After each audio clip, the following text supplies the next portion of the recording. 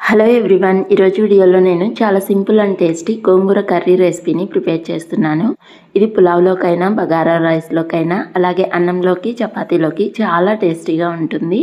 First అయితే దీనికోసం ఒక కట్ట గోంగూర తీసుకొని శుభ్రంగా ఒలిచేసి క్లీన్ చేసుకున్న తర్వాత ఇలా ఒక గిన్నెలోకి వేసుకొని దీనిలోకి ఉల్లిపాయ ముక్కలు, పచ్చిమిర్చి ముక్కల్ని, ఇంకా టమాటా ముక్కల్ని అయితే యాడ్ చేస్తున్నాను.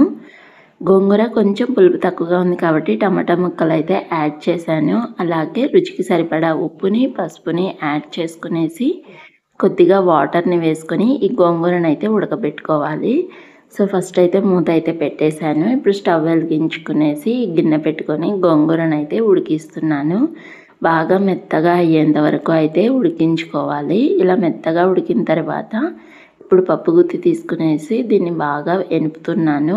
ఇంకా ఆ తర్వాత స్టవ్ వెలిగించుకొని బాండి పెట్టుకొని ఆయిల్ వేసుకుందాము. ఇది హీట్ అయిన తర్వాత దీనిలోకి కొద్దిగా ఆవాలు, జీలకర్ర, అలాగే 4 దంచుకున్న వెల్లుల్లి, 3 ఎండుమిర్చిని కూడా యాడ్ చేసుకొని ఫ్రై చేసుకోవాలి.